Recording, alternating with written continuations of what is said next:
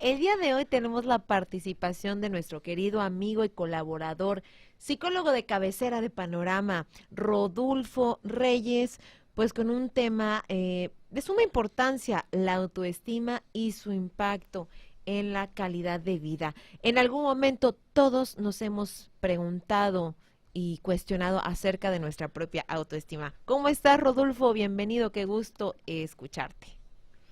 Hola Jimena, muy buenas tardes, un gusto saludarte a ti, por supuesto a todos allí en cabina. Y efectivamente, como tú mencionas, hablar de autoestima es complejo por el impacto que genera en la calidad de vida y cómo en muchas ocasiones quien más impacta en el nivel de autoestima que uno posee es uno mismo. Nuestros pensamientos automáticos negativos, nuestros autosabotajes y sobre todo la manera en que nosotros nos vemos y también vemos a las otras personas, que muchas veces genera comparaciones y alteraciones directas a la forma en que nosotros nos percibimos y también cómo nos queremos. Entonces, mucho de eso nos está afectando a nivel de autoestima y genera que nuestra calidad de vida, dígase sueño, alimentación y hábitos en el día a día, vayan disminuyendo, Jimena. Claro que sí, Rodolfo. Justamente hablar de la autoestima es complejo. ¿Podrías definirnos qué es la autoestima y qué es el autoconcepto y cuál es la diferencia entre ambas? Sí, por supuesto. Cuando hablamos de autoestima estamos hablando de este nivel de valoración, de afecto que tienes hacia ti mismo, y en autoconcepto es la forma y el esquema, tanto corporal como psicológico, con el que nosotros nos percibimos. ¿Cuál es la diferencia? La diferencia es que de nuestro autoconcepto, es decir, de la forma en la que nosotros nos vemos, por supuesto que se desprende esa autoestima. ¿A qué me refiero con esto? Hay personas que tienen algo que se llama trastorno dismórfico corporal o dismorfia corporal, conocida tradicionalmente. Yo puedo tal vez pesar 60 kilos, pero cuando me veo al espejo veo una persona de 90 o 100 kilos. Se altera mi percepción, se altera mi autoconcepto, por lo tanto, mi forma de valoración también está afectada. No me quiero porque me veo de esta manera. Y hay muchas personas, de hecho, que tienen trastornos de la alimentación, que se cortan, que comen, que vomitan y que están afectadas directamente en su autoestima y autoconcepto. Justamente, Rodolfo. Ahora, ¿cómo podemos trabajar internamente nuestra autoestima? ¿Algún consejo que puedas darnos? Digo, obviamente la terapia es sumamente fundamental, pero ¿cómo podemos reconocer que tenemos baja autoestima? Yo creo que a veces no nos damos cuenta, Rodolfo, ya que nos vemos involucrados en situaciones durante, a lo largo de nuestra vida, conforme vamos creciendo, nuestras relaciones, y nos vemos inmiscuidos en situaciones pues que nos afectan, que nos duelen, pero porque no trabajamos en la autoestima. Así es. La forma de trabajar tiene que estar relacionada directamente con nuestra percepción generada desde la infancia. ¿Qué significa esto? Esto significa que desde pequeños nos formaron de una manera, nos incrustaron pensamientos negativos o pensamientos base, es la palabra adecuada. Y entonces de eso se generó nuestra percepción. Voy a poner un ejemplo práctico de ello. A los niños que desde pequeños les dicen, ah, mira, aquí está el gordito, el pequeñito gordito, cachetoncito, aunque es una forma cariñosa dentro de la forma de la psicología del mexicano, lo que suele ocurrir es que esos niños van formándose un autoconcepto relacionado con ello. Entonces, lo que se tiene que trabajar, no solo en la terapia, como tú dices, sino en nuestro día a día, es entender que esos pensamientos, esas ideas, no tienen por qué ser reales. ¿A qué me refiero? No tiene que delimitar o definir cómo nos vemos, cómo guiamos nuestro sentido de vida y nuestro actuar diario. En términos prácticos, lo que quiero decir es que tenemos que empezar a soltar nuestros esquemas, nuestros estereotipos y sobre todo los que se han generado socialmente. Y aquí no hablo solamente del aspecto físico, también tengo que hablar del aspecto psicológico, es decir, las características de la personalidad que socialmente se nos han incrustado como tú no puedes llorar por estas O características, porque porque eres eres así, tú hombre. no puedes mostrar debilidad. Eso Ujú. es lo que tiene que ver el autoconcepto, Jimena. Muy bien. Ahora, de esto nos permea, nos impacta desde que somos niños. Para todos los padres de familia que nos escuchan, a veces es importante tener esto en conciencia, en consideración, porque somos, pues tendemos a repetir los patrones que escuchamos en casa. Por ejemplo, Así es. como nos dice nuestra mamá, nuestro papá, y eso lo vamos arrastrando de generación en generación y desafortunadamente nosotros lo hacemos con nuestros hijos de una manera ya inconsciente en automático. ¿Cómo podemos cambiar esto para no pues afectar la autoestima ahora de nuestras próximas generaciones. Así es correcto. Llegamos a transmitir esos valores, antivalores o formas que tienen nuestros familiares con nosotros. Lo que tenemos que ubicar es qué tanto bienestar nos genera esta forma de ser. Es decir, a ver, si a mí me formaron con disciplina, ¿qué tanto bienestar me genera esta disciplina? Ah, no, a mí me ayuda en el ámbito laboral, perfecto. Por el contrario, si a mí me formaron de una manera en que la disciplina se convierte en un objeto u obsesión, que puede generar incluso un trastorno obsesivo compulsivo, entonces ya sé que me está afectando, ya sé que me genera malestar. Entonces, ¿qué tengo que hacer? Empezar a ubicar por qué lo sigo haciendo. ¿Por qué si mis familiares ya no están conmigo diciéndome que tengo que ser excesivamente limpio, disciplinado, puntual, las características que tú quieras pensar? Bueno, lo sigo haciendo porque es una forma de cumplir con lo que me enseñaron que tengo que hacer. Incluso eso es algo que trabajamos en terapia sexual. Cómo liberarnos de esas formas, esos incrustamientos. Creo que la palabra adecuada aquí es cómo se generó el pensamiento automático negativo. Entonces, ¿qué tenemos que hacer? Empezar a ubicar, como te decía, las razones, y ahí sí, cuando llega a ese grado de daño psicológico, trabajarlo en terapia primero. Claro que sí, Rodolfo. Rodolfo, ¿qué tal, amigo? ¿Cómo te encuentras el día de hoy? Oye, también... Muy bien, como siempre, contento de Qué gusto escuchar eso. Pero también no tiene que ser todo tan negativo, porque el tema como tal es autoestima y su impacto en la calidad de vida. ¿Cómo impacta el tener una buena autoestima si es que existe el término buena autoestima? ¿Sí, Rodolfo? ¿Me escuchan? Bueno. Sí, creo que se cortó por un Repítelo. momento. Sí, disculpa. Alcancé a escuchar que decías el término buena autoestima, ¿verdad? Sí, ¿existe como tal el término tiene una buena autoestima o en psicología no se utiliza? Sí, de hecho lo tabulamos. Nosotros manejamos calidad de vida y nivel de autoestima. Ejemplo, percentiles de 75, 86 significa alta autoestima. Sí hay niveles. Nosotros los psicólogos asignamos métricas a los constructos psicológicos. Es decir, autoestima de autoconcepto. Hay pruebas para ello incluso. Entonces, lo que sí hacemos es ubicar, evaluar a la persona, saber cuáles son los puntos de su autoestima que se han visto afectados y entonces trabajar en ello. Por ejemplo, autoestima a nivel corporal, autoestima a nivel psicológico o autoconcepto, es decir, qué tanta alteración psicológica puede tener una persona en estos niveles de autoconcepto. Como te decía, hay personas que tienen anorexia, bulimia, que son trastornos de la conducta alimentaria, y lo que hacemos es trabajar en que puedan verse de una forma distinta, o mejor dicho, ver las características reales de su cuerpo, porque ellos, por una cuestión psicológica, tienden a deformar esa manera en la que se ven.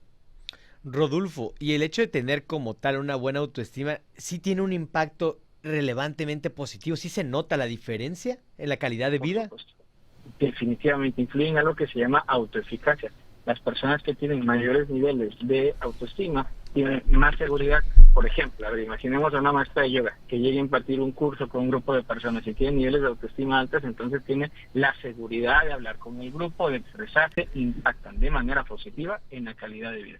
Hay diferentes, porque mencionabas que lo tabulan, hay diferentes niveles, por ejemplo, la autoestima física, la autoestima de aceptación social, la autoestima de autorrealización. Sí, más que la categoría como tú la mencionas que sí hay, cuando hablamos de niveles entonces estamos hablando de calidad relacionada. ¿Qué es esto? Niveles de autoestima altos se correlacionan con mayor predicción de autoeficacia. Nivel de autoestima que se encuentra dentro de la media es como la mayor parte de la población lo puede tener. Son características que nos hablan de una persona que puede tener un funcionamiento sano dentro de un grupo social. Y niveles de autoestima bajos son las personas que en muchas ocasiones, no siempre, pero que en muchas ocasiones pueden correlacionarse con la aparición de algún trastorno psicológico, como los que les estaba mencionando, pero también, ¿por qué no?, depresión o ansiedad. Entonces, esos niveles se correlacionan con la calidad de vida. Y también hay niveles patológicos, quienes tienen un exceso psicológico de autoestima, que puede ser hasta una persona con un trastorno narcisista, son personas que pueden decir, no, yo soy maravilloso, soy perfecto, soy único, y a ver, no está mal como autodestrucción, pero si eso hace que tus relaciones interpersonales se vean afectadas y a lo mejor que las personas incluso se alejen de ti por este narcisismo, ahí sí tenemos un problema y también se tiene que trabajar, Alex. Rodolfo, la persona que tiene estos niveles de autoestima, ya sea altos, como el narcisista que nos comentabas, o bajos, tal vez como una persona que puede llegar a sufrir de depresión, ¿se da cuenta realmente tiene la capacidad de hacer el análisis de que, oye, tengo baja autoestima, porque tal vez uno por fuera se pueda dar cuenta de la manera en la que habla, la manera en la que camina, la manera en la que se expresa y ya lo denota, pero uno mismo se puede llegar a dar cuenta con facilidad. No siempre, Alex. Hay dos categorías igual psicológicas, egodistónico y egosintónico. Un egodistónico sí se percata que tiene una alteración psicológica, incluso sufre por ella y a veces tratan de cambiarla. Y un egosintónico no se percata, ¿eh? De hecho, las personas que tienen narcisismo no es frecuente que se percaten de que tienen una alteración psicológica. Y lo único que hace que se den cuenta es que las personas se terminan alejando de ellos. Y también, del otro lado, quienes tienen niveles muy bajos de autoestima, nuevamente, no siempre, pero puede ocurrir que tengan, por ejemplo, un trastorno depresivo mayor, no se percatan del tema de autoestima y únicamente se percatan en el plano psicológico cuando las personas que inicialmente las invitaban a salir, a divertirse, dejan de hacerlo, sufren de un aislamiento social y entonces dicen, a ver, ¿qué está pasando? Y ya empieza, generalmente, en la experiencia clínica que tengo, ahí es donde empieza todo el proceso terapéutico, hasta que hay un tercero que te hace ver qué es lo que está pasando. Rodolfo, y por ejemplo, alguien que tenía una autoestima, no sé si catalogarlo como decente, pero digamos buena, puede llegar una situación que la desmoralice, que le baje la autoestima. Ah, sí, claro, incluso en los centros de trabajo, vinculándolo un poco también con nuestra experiencia en el ámbito laboral, sí que ocurre, ¿eh? Hay centros de trabajo que impactan negativamente en las personas y los hacen pensar, oye, realmente no soy tan bueno en lo que hago. Imaginemos, a ver, ustedes son excelentes locutores, pero imaginemos que les cambian a su jefe y un nuevo jefe les dice, oye, Alex, ¿cómo vas a hablar así? Cambia tu tono de voz. Oye, Jimena, tienes que hablar de esta forma. Y entonces te empiezas a cuestionar tu autoeficacia y dices, ¿realmente seré tan malo como me lo están diciendo? Y sí, claro, sí se pueden ver afectados esos niveles de autoestima y autoconcepto. Y se considera válido en psicología, porque tú lo mencionaste, que un tercero se acerque de que, oye, he visto que tienes unos patrones diferentes de conducta, ¿qué te parece si vamos con un profesional para tratarlo? ¿O la misma persona es quien tiene que dar el paso? No precisamente, mira, sí te lo pueden decir otras personas y no siempre ubicamos que requerimos apoyo psicológico por ello. Te lo pueden decir otras personas y a lo mejor si hay psicoeducación, que eso se busca en los grupos sociales, que hay una cultura de la psicoterapia y te dicen, oye, yo te recomendaría que vayas con un profesional que te pueda escuchar, porque no siempre ubicamos que es el tema de autoestima, ¿eh? De hecho, generalmente vemos los factores o los síntomas que son más habituales, alteraciones de sueño, alteraciones de apetito, problemas interpersonales, personas que se enojan mucho y tú puedes decir, no, tiene una gran autoestima porque tiene la confianza de enojarse. No precisamente.